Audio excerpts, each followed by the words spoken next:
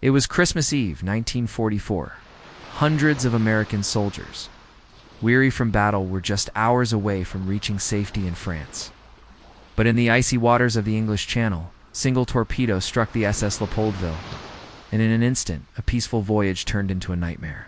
Chaos, freezing water, and unimaginable loss swallowed the ship, claiming hundreds of lives in one of World War II's deadliest maritime disasters.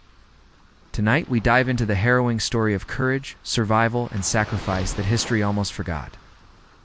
On Christmas Eve 1944, the SS Léopoldville, carrying over 2,200 American soldiers across the English Channel, was struck by a German U-boat torpedo. In minutes, chaos erupted as soldiers scrambled for safety in freezing waters.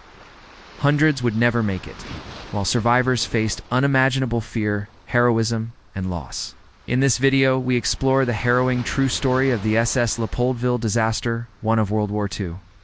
Deadliest maritime tragedies that history almost forgot. Here are the personal accounts, the heroic sacrifices, and the chilling reality of that fateful night in the icy waters off Cherbourg. The tragedy of the SS Léopoldville, Part E. Prologue. A ship of peace. In the autumn of 1928, a new liner glided from the shipyards of Hoboken, Belgium, into the harbor, its hull gleaming in the late sunlight. She was the SS Léopoldville, built for the company Belgique Maritime du Congo, a vessel destined to bridge continents and cultures. At 145 meters long and nearly 19 meters wide, she was a marvel of modern engineering, designed to carry passengers and cargo across the vast Atlantic to the Belgian Congo. Inside, life moved at a measured pace. Gentle hums of engines, the soft clinking of dishes in the dining saloon, and the occasional excited chatter of passengers filled the air. Children pressed their noses to the portholes, mesmerized by the endless waves, while the crew moved with disciplined efficiency, ensuring that the ship sailed smoothly through calm seas. For years, the Léopoldville represented peace, travel, and the promise of distant lands. But as the shadow of war crept across Europe, the world of luxury and leisure faded, replaced by one of urgency and danger. Chapter 1. Requisitioned for war. By 1940, Belgium was under siege. The German invasion forced a dramatic shift in the purpose of many civilian vessels. The Léopoldville, once a symbol of tranquility, was pressed into service as a troop ship for the Allies. Her luxurious cabins were stripped to make room for soldiers. Cargo holds were packed with supplies, weapons, and equipment. The familiar hum of her engines now carried men across dangerous waters, men whose lives depended on the steady hands of her crew. By December 1944, Europe was in chaos.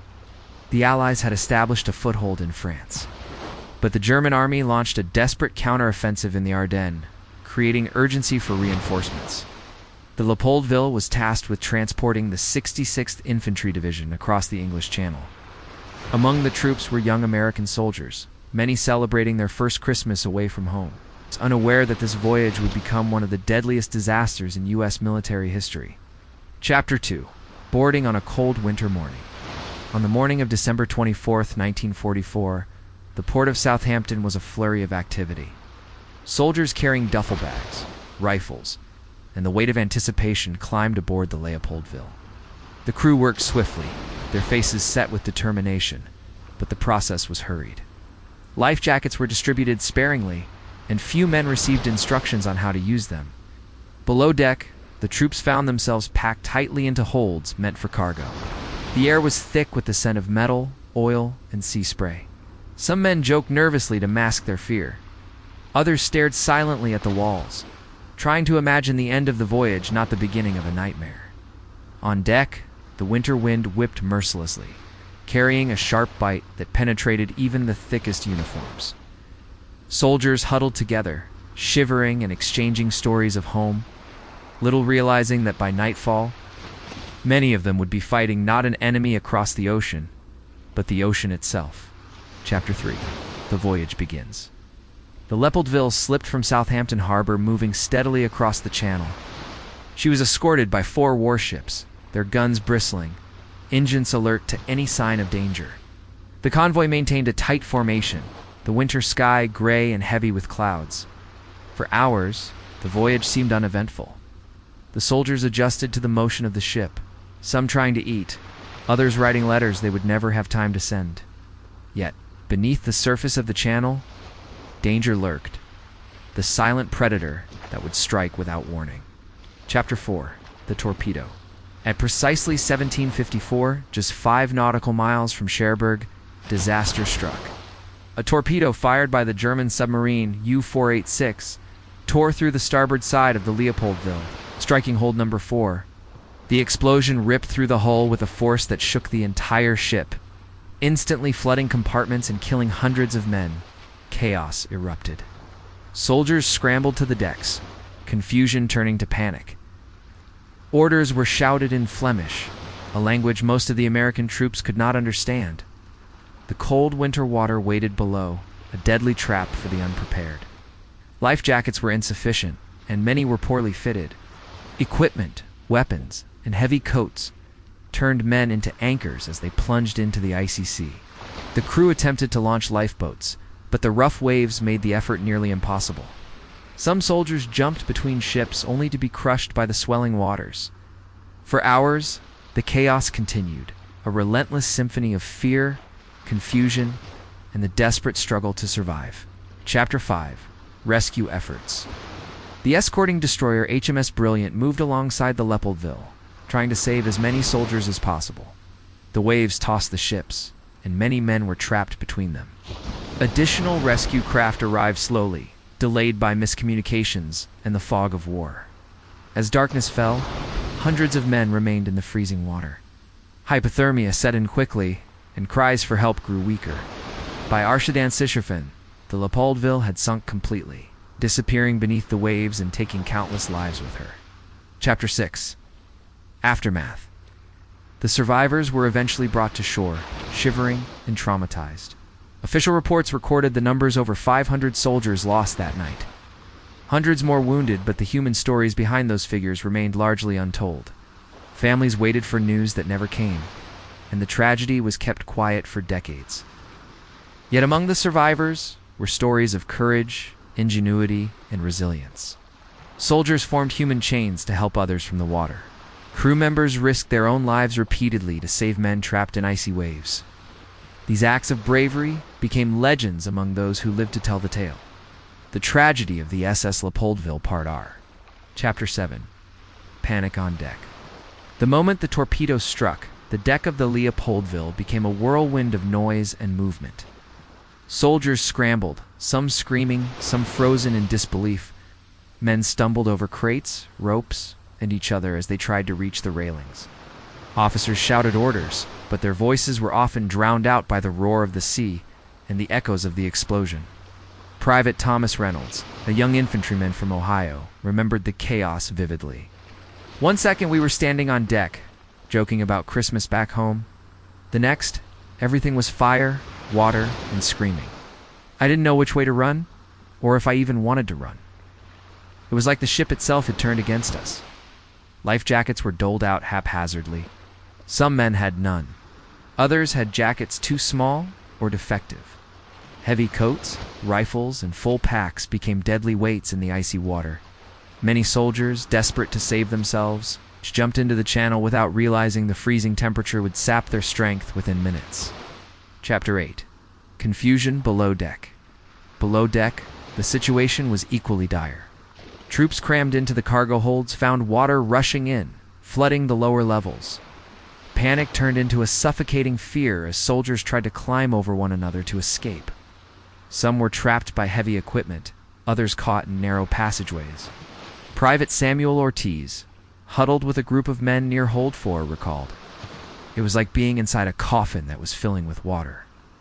You could hear men above screaming, but the water below drowned everything else out.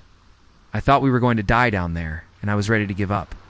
Then someone grabbed my arm and pulled me up a ladder I didn't know if I'd live. But I went anyway. Many never made it. The explosion had breached multiple compartments, and the cold water quickly filled the lower decks. Men fought not only the water, but the panic that threatened to paralyze them. Chapter 9. Courage amidst chaos. Even in the midst of such chaos, acts of courage shone through. Crew members risked their lives to guide soldiers toward lifeboats. Soldiers helped each other over railings and into the rough sea, holding on to buddies as waves crashed around them. Lieutenant Harold Jenkins, who had been stationed on deck, remembered helping a group of soldiers into a lifeboat. We didn't know if it would capsize the moment we got in. The waves were tossing everything around, but we kept going. You helped your buddy, and you prayed you'd both make it. Men formed human chains, holding on to each other to prevent being swept overboard. Some threw makeshift flotation devices to those struggling in the water. Each life saved was a small victory against the overwhelming odds. Chapter 10. The Icy Grip of Death. The water of the English Channel that night was merciless. Hypothermia set in within minutes, sapping the strength of even the strongest men. Those who survived the initial explosion often succumbed to the cold. Private James Harrington, drifting on a piece of debris, remembered the surreal sensation. It felt like the world had gone silent. Just the sound of the waves and men calling for help. My fingers went numb, my legs felt like they weren't mine. I tried to stay conscious, tried to move, but the cold, it just eats you up from the inside. Many soldiers could not free themselves from their heavy packs or weapons. Some drowned instantly, while others clung desperately to floating debris, hoping rescue would come. Ours seemed like days in the freezing water. Chapter 11. Rescue Efforts Struggle. The escort ships tried to maneuver alongside the Leopoldville to rescue as many soldiers as possible. The HMS Brilliant and HMS Anthony battled the waves, their crews risking their lives to pull men from the sea. But the rescue effort was complicated by the stormy weather and the distance from shore. Some lifeboats were capsized, others smashed against the ship. Every second counted, and yet the clock seemed cruelly slow. Corporal Michael Thompson, witnessing the rescue, said, "I saw men get pulled right under the boats as we tried to lift them out. Some never came back up. It was horrific, but we couldn't stop. You just kept pulling whoever you could." Chapter 12. The ship sinks. By 2040, 2 hours after the torpedo struck, the Leopoldville had completely gone beneath the waves. The last soldier still aboard had no chance. The cold, dark channel claimed hundreds in its grip, leaving a silent expanse where a ship and its men once were. For those who survived, the night was far from over. Many clung to debris, shivering and unable to move. Rescue teams eventually gathered survivors and brought them to shore, where medics worked tirelessly to save lives. The number of dead and missing would never be fully known. Chapter 13. Personal Stories of Survival. Among the survivors were men who would carry the memory of that night for the rest of their lives. John Waller, who later recounted his experience to his grandchildren, said, "I never thought I'd make it. I kept thinking of my mother and my little brother back home. Somehow I found the strength to keep moving, to keep holding on. I wasn't alone. The men around me, some dead, some alive, kept me alive too." Others, like Private Henry Collins, described the guilt of survival. You feel guilty because so many didn't make it. You keep asking yourself, why me? I try to remember their names, their faces, because they deserve to be remembered. Even the crew of the Leopoldville were haunted by the night. Captain Charles Limber, who had done everything possible to save the men, would later say, "I gave orders. I followed protocol.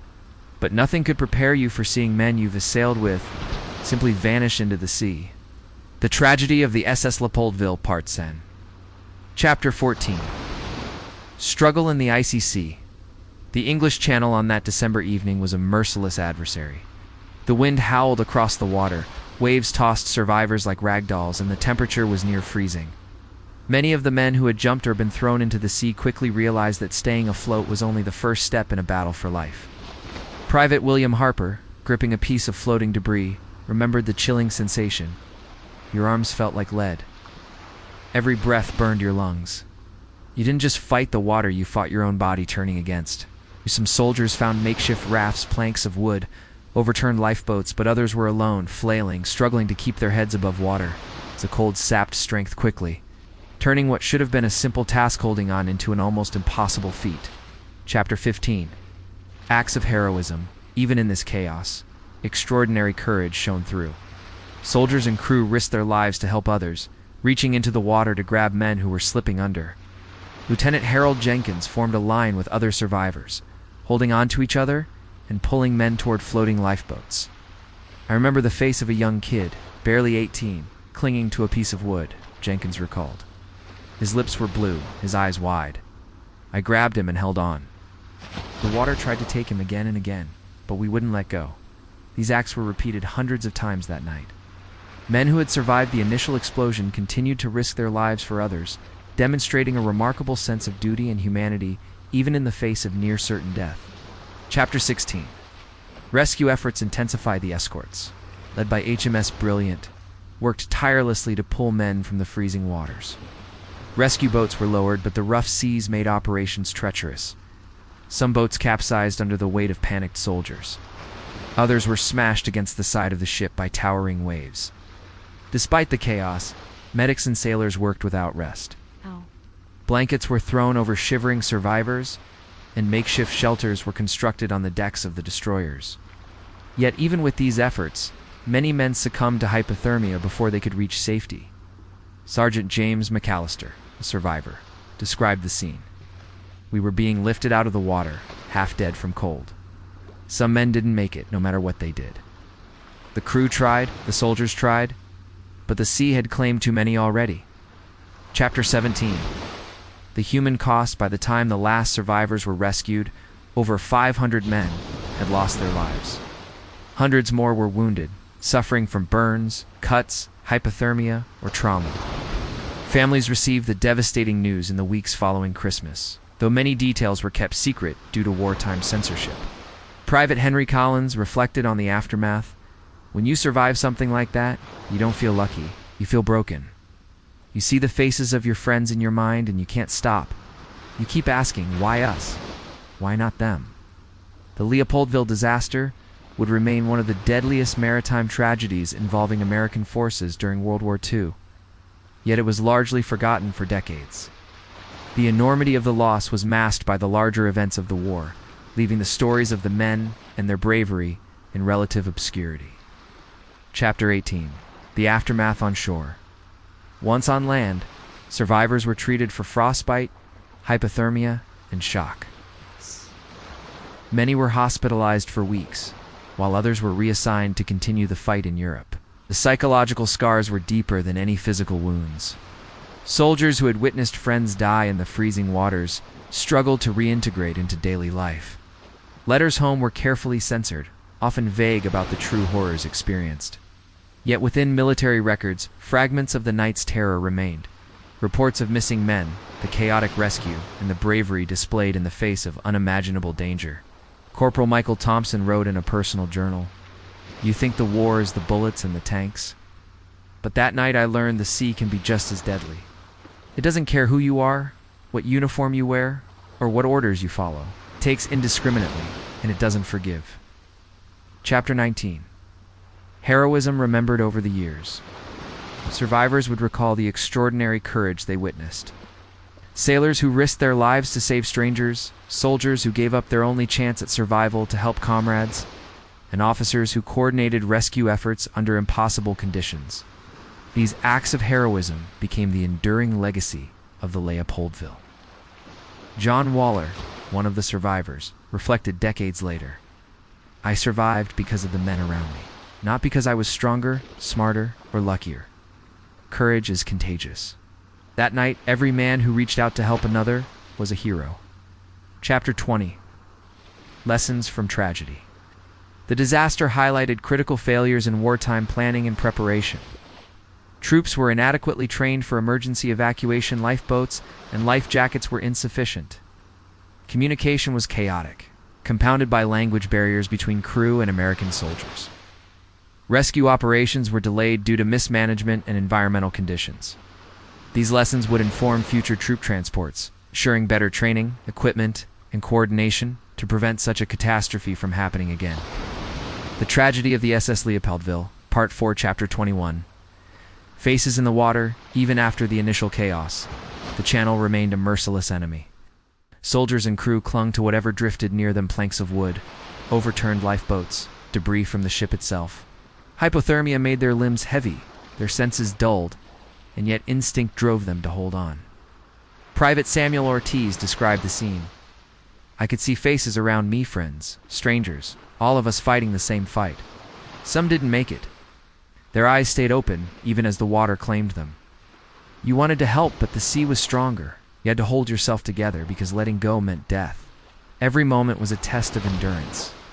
Men encouraged each other with what little strength they had, shouting words of reassurance or prayer. Bonds were formed in the cold, the kind that only life-or-death situations could create. Chapter 22. Heroic sacrifices. Some soldiers made the ultimate sacrifice for their comrades. When a young man's raft began to tip, his buddy tried to steady it. In the process, the first man lost his grip and was pulled under. But the second soldier refused to abandon him, clinging until rescue finally arrived. Lieutenant Harold Jenkins recalled a scene that stayed with him forever. A private gave me his life jacket, saying he could make it on his own. He didn't. He drowned, but he saved me. I've never forgotten him. I never will. The sea did not discriminate, claimed young and old, strong and weak, yet courage and selflessness persisted even in the darkest moments. Chapter 23.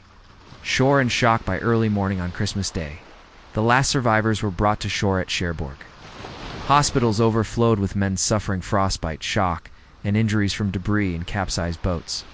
Nurses worked tirelessly administering blankets, hot drinks, and medical care, though the trauma ran deeper than any wound.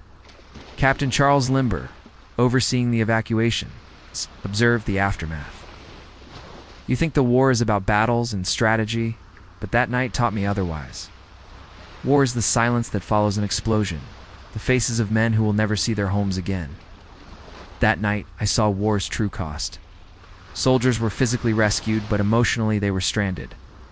Many could not speak of the horror, some simply shutting it out, while others wrote letters they would never send, capturing the weight of what they had witnessed. Chapter 24. Letters that were never sent. Private James Harrington wrote to his family, "We were attacked, and the ship went down. Many didn't make it. I survived, but it feels wrong. I don't want to worry you. Maybe someday I'll tell you everything." Families waited anxiously for news. Some received telegrams simply stating that a soldier was missing in action.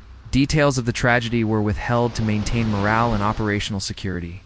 Parents, spouses, and children endured agonizing uncertainty, some never learning the full extent of their loved one's fate. Chapter 25. Silence and secrecy. For decades, the Leopoldville disaster remained largely unknown. The U.S. military kept the incident quiet, fearing public backlash and discouragement of troops. Reports were sanitized. The bravery of the men involved remained unrecognized in the public eye. Yet among the survivors, the story lived on. They shared it quietly with friends and family, passing down accounts of heroism, tragedy, and the cruel randomness of survival. John Waller, one survivor, noted, "We didn't talk much. Not because we didn't want to, but because words failed us. The night was too big. It's too terrifying to put into sentences." Chapter 26. Historical recognition. It would take decades for the tragedy of the Leopoldville to gain full historical acknowledgement. Memorials were eventually erected, and historians painstakingly pieced together survivor accounts, military reports, and archival evidence. The disaster became recognized as one of the worst maritime tragedies for American forces in World War II. Yet even with recognition, the human dimension remains the most powerful part of the story. Hundreds of lives lost in minutes. Acts of bravery that defied the odds, and the enduring memory of those who survived to tell the tale. Chapter 27. Emotional legacy for survivors. The memory never faded. Some struggled with survivors' guilt for decades, questioning why they lived while comrades perished. Others turned their experiences into a silent honor for those lost. Living lives that paid tribute to the courage witnessed on that cold Christmas Eve, Private Henry Collins reflected years later. "I lived because of men around me. That night, everyone mattered. We were strangers, soldiers, Americans, Belgians, but we were all together. And that is what I remember, more than the horror, more than the water, the togetherness, the bravery, the humanity in the worst of times." Chapter 28. Lessons remembered. The tragedy of the Leopoldville led to crucial lessons for the military. Better training for troop transport, improved life jackets, proper lifeboat drills, and clearer communication protocols were implemented to prevent future disasters. But beyond technical lessons, the disaster reminds us of the human cost of war. The bravery, fear, and loss experienced by soldiers and crew serve as an enduring reminder of the fragility of life and the strength of the human spirit in the face of unimaginable odds. The tragedy of the SS Léopoldville Part 5, Chapter 29, Stories of Individual Bravery. Among the thousands aboard the Leopoldville, certain acts of courage stood out, remembered by survivors long after the war ended. Private Daniel O'Connell, barely 19, found himself trapped between two crates as water rushed in. As panic threatened to overwhelm him, Sergeant Michael Riley dove into the compartment, grabbed Daniel, and pulled him toward the nearest exit. "I didn't even think," Riley later recounted. "You don't have time to question it." Elsewhere, Corporal William Harris used a lifeboat S-rope to pull a group of struggling soldiers from the icy waters. One by one, they climbed aboard, teeth chattering, bodies numb. For many, Harris's intervention was the thin line between life and death. These stories, repeated hundreds of times that night, painted a vivid portrait of heroism, ordinary men performing extraordinary acts in the face of mortal danger. Chapter 30. Families waiting at home back in the United States. Families endured agonizing waits. Telegrams reported soldiers as missing, leaving parents and siblings in a limbo of hope and despair. Mary Thompson, whose son James had been aboard the Leopoldville, described the waiting. "Christmas came and went. We didn't know if he was alive. Every knock at the door made my heart stop. Then finally, a letter brief, almost clinical, saying he had survived. But so many others weren't so lucky.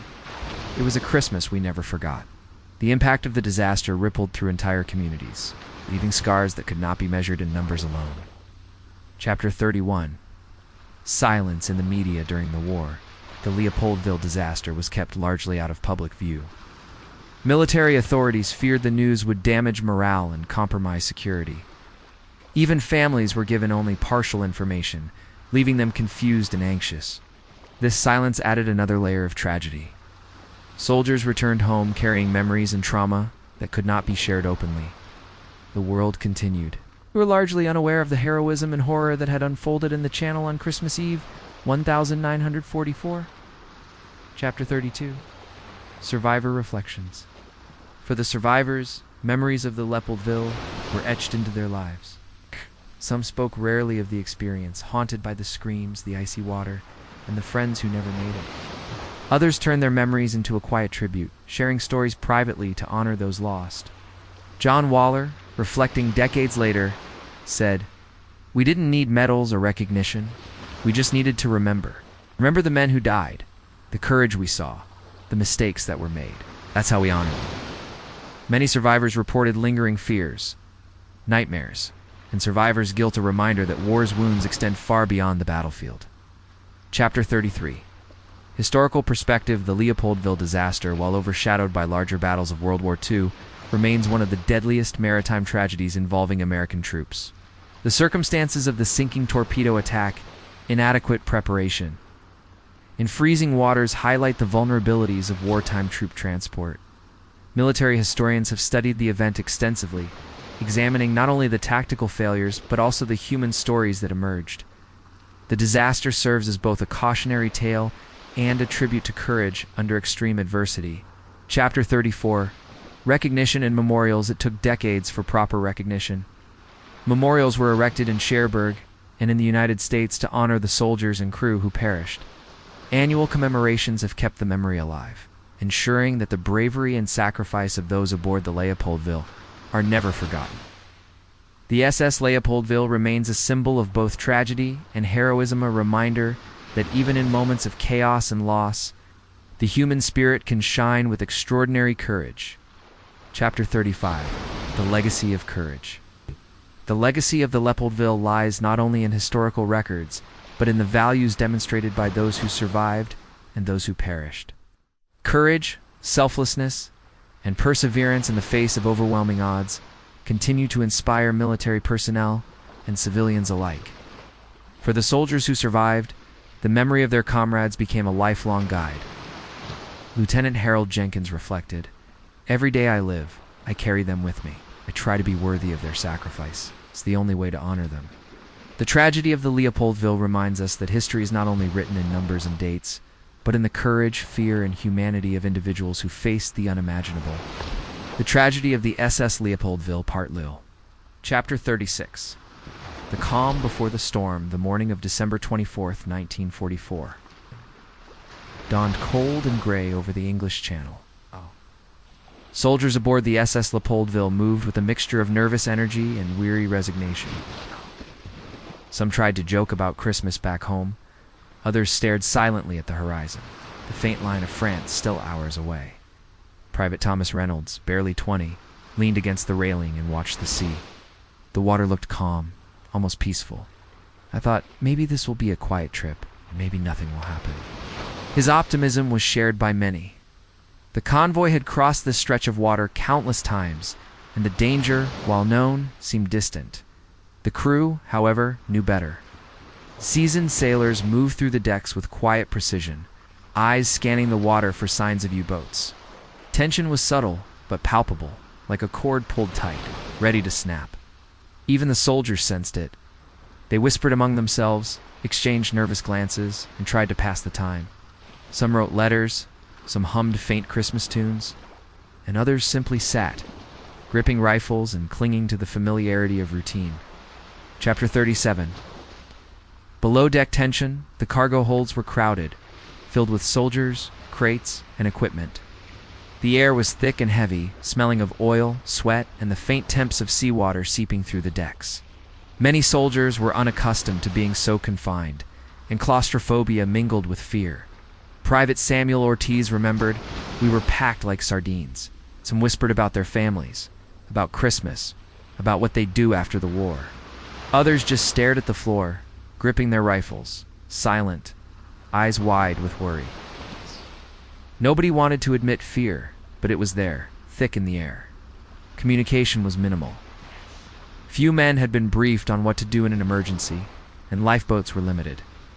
The tension grew quietly. The calm before a storm, none could foresee. Chapter 38. The U-boat lurks beneath the cold gray waters of the English Channel. U-486 waited, silent, nearly invisible. The submarine tracked the convoy for hours. Its captain, skilled and patient, knew the importance of timing. Through the periscope, the Leopoldville appeared, a large, slow-moving target filled with men and equipment. Its escorts, bristling with guns, moved in formation, unaware of the danger beneath. At 17:54, the torpedo was fired. The impact was immediate. The starboard side of the Leopoldville was ripped open near hold number 4. Explosions shook the ship, metal screeching and wood splintering. Soldiers below deck were thrown off their feet as freezing seawater surged in, drowning the warmth and light in an instant. Chapter 39. Chaos explodes. The explosion triggered pandemonium.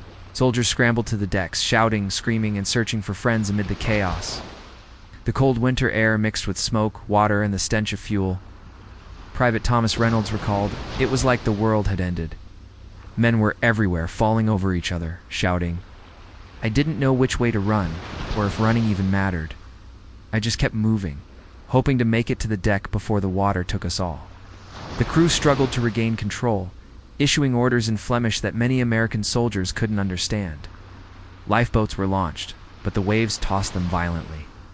Some men jumped into the sea without thinking, only to be pulled under by their heavy packs and rifles. Chapter 40. Acts of courage in the midst of disaster, even amid chaos, extraordinary bravery emerged. Soldiers and crew risked their lives to save others. Lieutenant Harold Jenkins and a group of men formed a human chain, pulling their comrades toward lifeboats and floating debris. I grabbed anyone I could, Jenkins later said. Young men, older soldiers, crew members. Whoever was in the water, I tried to pull them in. Some didn't make it. We saved as many as we could. Private Daniel O'Connell recounted helping a fellow soldier trapped in a rising pool of water below deck. He was going under. I grabbed him, dragged him toward a hatch, and somehow we made it to the surface. I don't know how, but we did. That night, everyone's life hung by a thread, and you fought for every single one you could. The tragedy of the SS Léopoldville, Part 7, Chapter 41. Into the freezing water. For many soldiers, the moment they hit the water was the beginning of another battle. The English Channel's temperature that December evening hovered just above freezing. Every movement was agony. Limbs stiffened instantly, muscles screamed in protest, and even breathing became a struggle. Private James Harrington, clinging to a piece of splintered wood, described it. Your body doesn't respond the way it should. Your arms feel like lead. Your legs won't kick. Every second feels like a minute. You hold on because there's nothing else you can do. The cold is trying to pull you under before the water even has a chance to. Some soldiers were trapped by heavy packs, rifles, and coats, dragging them beneath the surface. Others became separated from friends in the darkness and the waves, leaving them alone against the merciless sea. Chapter 42. Heroism and sacrifice. Even in the freezing chaos, acts of courage continued. Soldiers and crew risked their lives to save strangers. Lieutenant Harold Jenkins tied ropes between debris and floating lifeboats, pulling in men who were close to exhaustion. Private Daniel O'Connell helped a younger soldier who had panicked and let go of his flotation board. Grabbed him and held on, O'Connell said. We were both numb and trembling, but we stayed together. It was the only way we were going to survive. Some soldiers made the ultimate sacrifice, giving their life jackets or helping another climb onto a piece of debris while they clung to the water themselves. Each act of bravery was a tiny victory against the overwhelming odds. Chapter 43. Rescue efforts struggle. The escort ships fought against the waves and wind to reach survivors. Lifeboats were lowered, but many were tossed by the rough seas or smashed against the hull of the Leopoldville. Sailors worked frantically, hauling men out of the water, sometimes pulling dozens from the icy waves at a time. Sergeant James McAllister recalled, "Some men didn't make it even after we pulled them in. Their bodies were too cold, too damaged by the water. You'd think just getting them out would save them, but sometimes it wasn't enough. We tried everything we could. Even so, hundreds were rescued that night." The sight of comrades alive, shivering but breathing, brought hope amid despair. Every life saved was a victory against the sea's deadly grip. Chapter 44. The emotional toll survivors carried memories that would haunt them for the rest of their lives. The screams of men trapped in the water, the feeling of helplessness, and the sight of friends disappearing beneath the waves left deep psychological scars.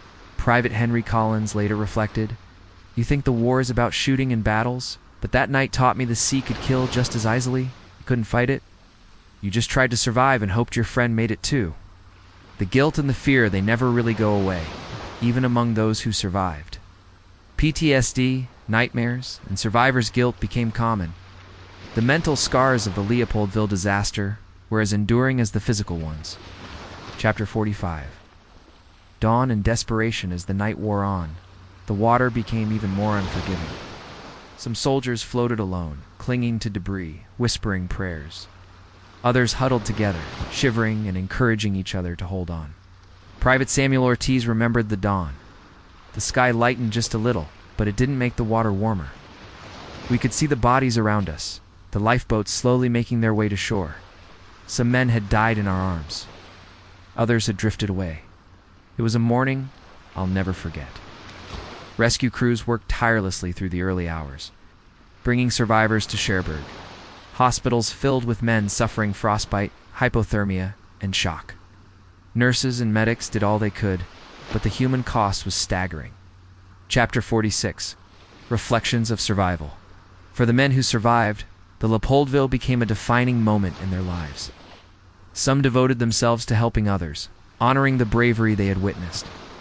Others struggled quietly, carrying the memory of fallen friends with them forever. John Waller, a survivor, said decades later, "We lived because of courage, luck, and sheer will. But we didn't just survive for ourselves. We survived for the men who didn't. That's why we remember them every day." The Leopoldville disaster was more than a tragedy of numbers. It was a story of human endurance, courage, and sacrifice in the face of unimaginable odds. The Tragedy of the SS Léopoldville, Part 8, Chapter 47. Families in agony back in the United States. Families waited anxiously for news. For parents, siblings, and spouses, the hours stretched endlessly. Many had received telegrams reporting soldiers as missing in action, but no details of the disaster were provided. Mary Thompson, whose son James had been aboard the Leopoldville, recalled the waiting. "We didn't know if he was alive or dead. Every knock at the door, every phone call, made our hearts stop. Christmas passed like a nightmare, and the silence was unbearable. In towns across America, similar scenes played out, families tormented by uncertainty, never knowing if their loved ones had survived the icy waters of the English Channel. Chapter 49. Secrecy and Silence. The U.S. military initially kept the Leopoldville disaster out of newspapers and official reports. Authorities feared that public knowledge of the incident could damage morale and weaken confidence in troop transport operations. Even among survivors, discussion was often muted. Soldiers were told not to speak openly about the tragedy. Many complied, carrying the memories privately for years. John Waller, who survived the sinking, later reflected, "We didn't talk much, not because we didn't want to, but because words couldn't capture what we saw. The fear, the screams, the water, it was too much. We carried it silently, and some of us still do." Chapter 50. Survivor testimonies over time. Survivors began to share their experiences privately and later publicly. They described the chaos, the fear, and the courage they witnessed. Private Samuel Ortiz remembered the night vividly. Men jumped into the water, some dragging their rifles and packs. Others helped strangers to keep them afloat. "You couldn't save everyone, but you did what you could. That's what kept us alive." Lieutenant Harold Jenkins recounted, "I saw courage I'll never forget. Young men risking everything for friends, sailors braving the waves to pull men out. That night, the worst of conditions brought out the best in people." These testimonies gradually brought the Leopoldville disaster into the historical record, highlighting both the tragedy and the heroism. Chapter 51. Recognition and memorials. Decades later, formal recognition began. Memorials were erected in Cherbourg, where many survivors were brought ashore, and in the United States, honoring the soldiers and crew who perished. Military historians pieced together reports, survivor accounts, and archival material to document the scale of the disaster. The SS Léopoldville is remembered as one of the deadliest maritime tragedies for American troops in World War II. The story, once hidden, is now preserved not only in history books, but in the memory of those who lived it, ensuring that the courage and sacrifice of that night are never forgotten. Chapter 52. Lessons for the future. The Leopoldville tragedy revealed critical weaknesses in troop transport operations. Lessons learned included the importance of proper life jacket distribution and training, improved lifeboat drills and evacuation procedures, clearer communication between crew and soldiers, including language considerations, better coordination of rescue operations in adverse conditions. Beyond technical lessons, the disaster is a reminder of human endurance, courage, and solidarity in the face of overwhelming odds. Chapter 53. Emotional legacy for survivors. The memory of the Leopoldville remained vivid for a lifetime. Many carried guilt over those who did not survive, while others dedicated their lives to honoring the men they lost. Private Henry Collins reflected, "I live because of the courage of others, because they reached out when they could have focused on themselves. Every day I carry their memory with me. That's the only way to honor them." The tragedy reminds us that even in moments of immense horror, humanity and courage can shine through. The tragedy of the SS Léopoldville, Part 9, Chapter 54. The final hours aboard. As the Leopoldville listed and began to sink, soldiers and crew faced the terrifying reality that the ship would not remain afloat. Those still on deck scrambled desperately for lifeboats, while others clung to railings, ropes, or floating debris. Private Thomas Reynolds described the chaos. The ship tilted sharply. Men were shouting, crying, some were trying to climb over others to reach the rail. I grabbed onto a rope and pulled myself up the side, just hoping it would hold. The water was rising fast, and every second felt like a lifetime. Crew members worked tirelessly, lowering lifeboats into the choppy waves. But in many cases, the boats were smashed by the wind and sea, tossing men into the freezing water instead of saving them. Chapter 55.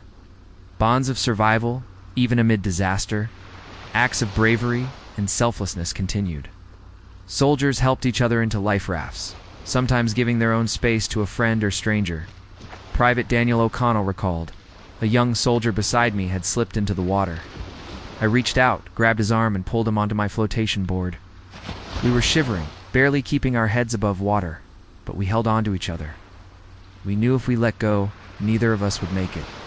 These small acts, holding someone's hand, sharing a makeshift raft, offering encouragement, became lifelines in a night filled with terror. Chapter 56. The sea claims its toll. The freezing water claimed many lives quickly. Hypothermia set in within minutes, turning strong men into exhausted, numb figures unable to cling to anything. Private Samuel Ortiz recalled the horror. I watched men I had eaten with just hours before slip beneath the waves. We tried to pull them back, but the sea was stronger.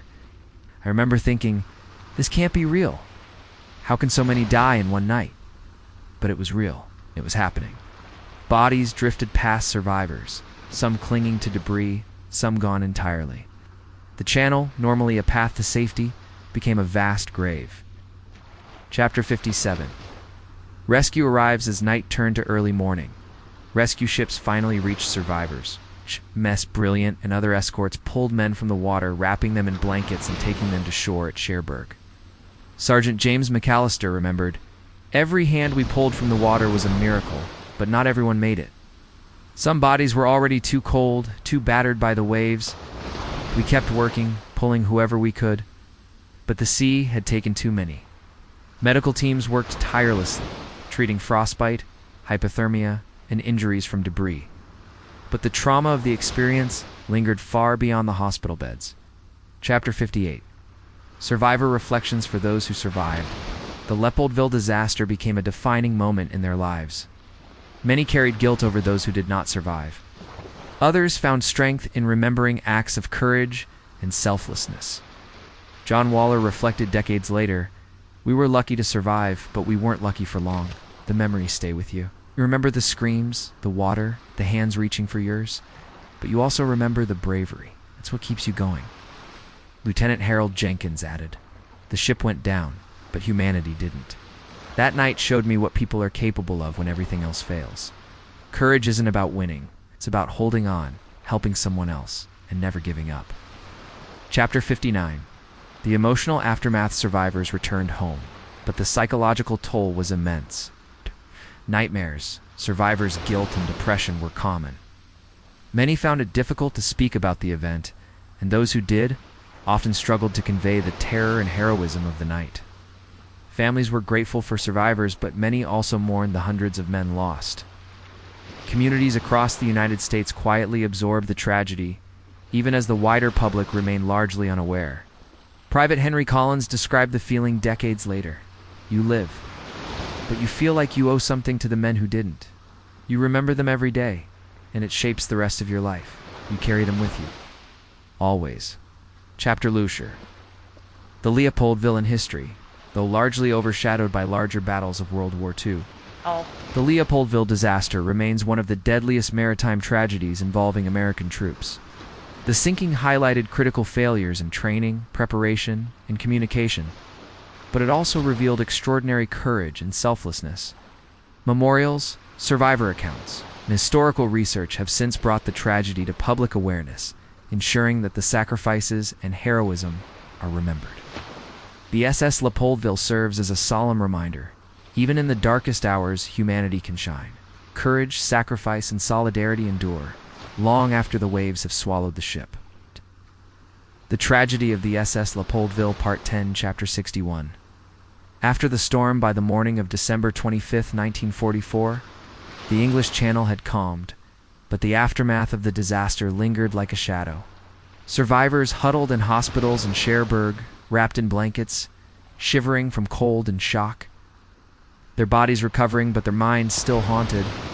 The ship that had carried them across the channel was gone, claimed by the icy waters, along with hundreds of men who had boarded full of hope and anticipation for Christmas. The sea had left no trace of the Leopoldville's grandeur, only memories and grief. Private Samuel Ortiz reflected when we got to shore.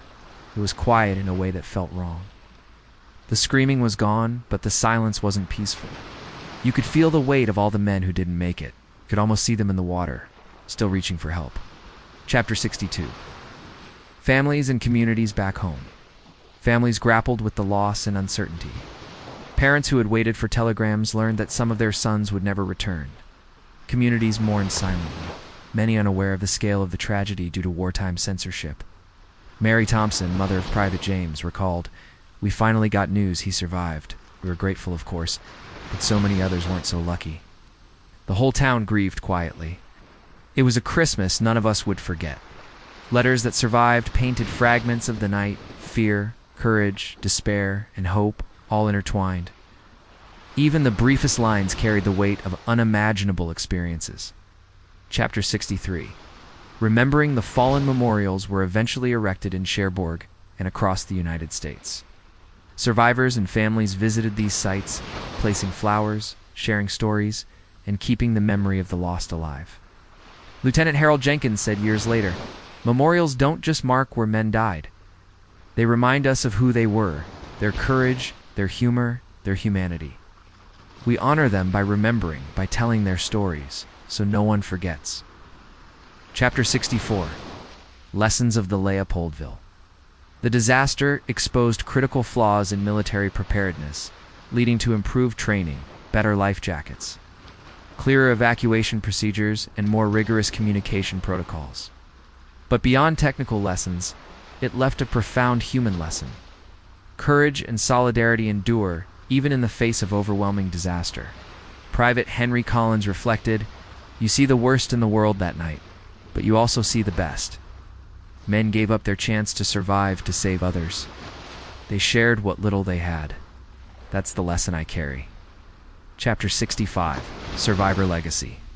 Survivors lived the rest of their lives carrying memories of that night. Some dedicated themselves to helping others, inspired by the courage they witnessed. Others bore the quiet burden of survivors' guilt, honoring the memory of friends who did not make it. John Waller reflected, "We survived, but we weren't lucky for ourselves alone. We survived because of each other. That memory, the bravery, the struggle, the unity, it stays with you forever. It's how we keep them alive." Chapter 66. Courage in Darkness. The SS Léopoldville disaster stands as a stark reminder of the human cost of war. Hundreds of lives were lost in a single night, yet stories of courage, selflessness, and endurance emerged from the tragedy. Ordinary men became heroes, not by choice, but by the demands of survival and compassion. Even decades later, the lessons resonate. In the face of chaos, fear, and death, humanity can shine. Bravery is found in the smallest acts, and remembrance ensures that the fallen are never truly gone. Chapter 67. Closing reflection, as historians recount the events. And as survivors tell their stories, the Leopoldville remains more than a ship lost to the sea. It is a testament to the fragility of life, the courage of soldiers and sailors, and the bonds forged in moments of unimaginable peril. The SS Léopoldville reminds us that even in tragedy, the human spirit endures. It reminds us to honor the lives lost, to learn from the past, and to recognize the extraordinary acts of ordinary men who faced death together and, in many cases, gave their lives to save one another. The night of December 24th, 1944, lives not in headlines, but in memory and courage, and in the stories of those who survived to tell the tale. The story of the SS Léopoldville is more than a tale of tragedy. It's a story of courage, sacrifice, and the human spirit facing unimaginable odds.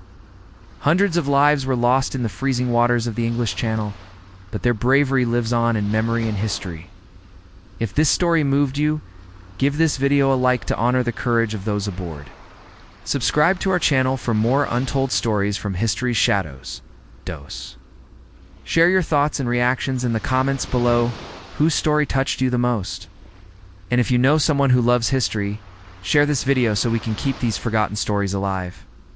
Remember, history isn't just about dates and events. It's about the people who lived it. Their stories deserve to be remembered.